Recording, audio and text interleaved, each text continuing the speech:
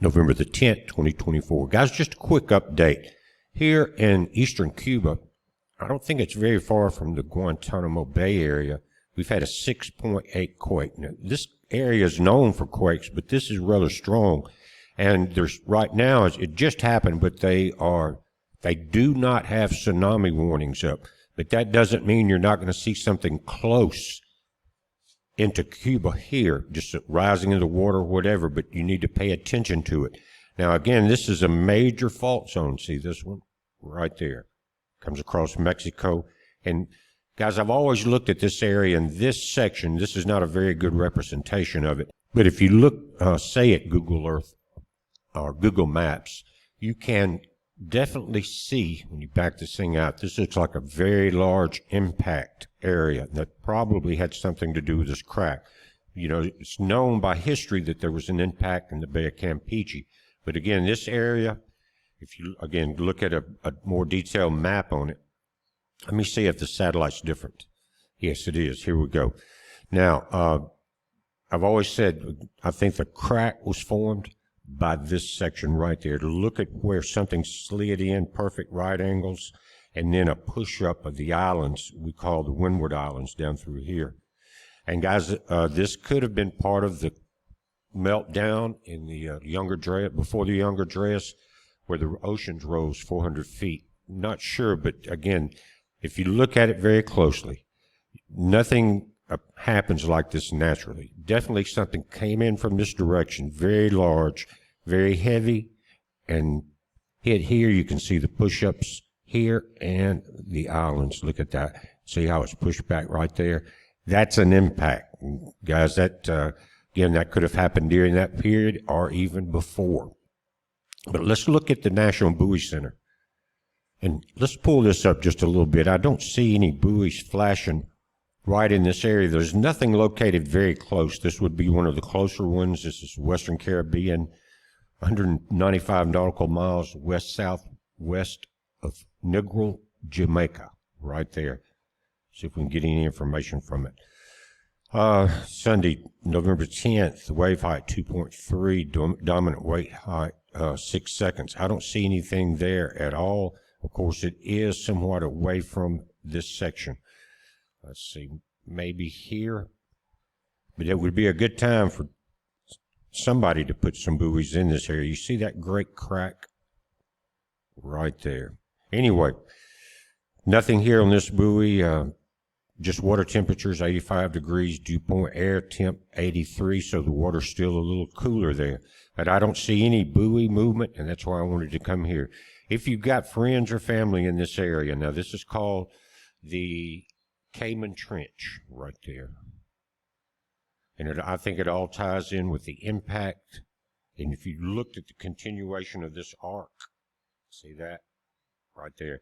This could start to become more and more dangerous.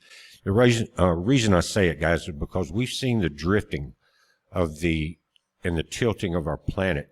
Is this some sort of stress because of that? We've seen the rains and everything in Africa move up 150 miles, and that was a few months ago. And then all of the weather, a lot of the tropical weather is flooding up along Africa. We saw a storm come in there and kill a lot of people in Spain just a few days ago. But this may have something to do with that impact. And right now we've had a lot of different pressure points. You got continued solar activity that both heats the core of the planet, causing volcanic activity, and you got the pressure on our atmosphere. Just while we're here, if you ever get a chance to go, this looks like a secondary impact point. Look at this. Slides in, mounds up a few islands here. This is called East Scotia Ridge, South Sandwich Islands. See the push up over there? And that just lets you know that this planet has seen some pretty big impacts. It looks like either massive asteroids or possibly comet strikes. Some say the Bay of Campeche strike was a comet because of some of the minerals included in there. While we're here, let's take a look at the Gulf of Mexico real quick. And this is what we're dealing with this morning. It's 11:51. The storms have completely been pushed away from the center of rotation. I noticed that late last night. And everything's moving up to the northeast. We needed some more rain. It was dry as a desert here. We've had just a few sprinkles off and on for the few days, but this one kind of lasted overnight and settled some of the dust at least. But you can see the rotation here. It still hasn't dipped south, and I don't know if there's enough strength left in it to be caught up in anything. I don't know. It may move down and bring some rain into the Bay of Campeche. It looks almost stationary, but with a eastward drift to the right there. Here's the remnants of the snowstorm you guys got over in Colorado, and there's some places are talking about 2 or 3 feet of snow over there, and cars kind of stuck. You know, it was a record snowstorm, I think, for November through those areas. It's just telling you what this earth, how the changes of this earth are coming about. And let's zoom in on Southern California real quick. Now, looking at this, it's hard to tell exactly if there's any smoke anywhere, guys, but you can see some of the areas in the location. It looks like it has some burning there, possibly in this area here, but the wind's moving in, and that may be helping. Notice how it's blowing over the ridges here.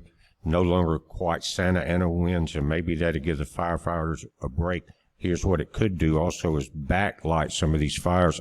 In other words, they may start pushing back in the direction if there's some dry brush left in there, so be careful. What I do notice is a lot of airplane trails coming through here. Of course, you got one of the world's busiest airports there, LAX. I've flown into there, and it's a mammoth. But guys, anyway, I don't see much right now, but the news keeps popping up with burn-up cars and people trying to get their vehicles out of places, and a lot of homes burn up. So just be careful, keep an eye on it, heed all the evacuations. You guys down in Cuba, keep an eye on that situation there. You're probably going to feel some of that jolt. You probably felt it, but you may see some small waves or rise in the low-lying areas. Be careful. We're watching it. You watch it. It's a heads up. Be safe.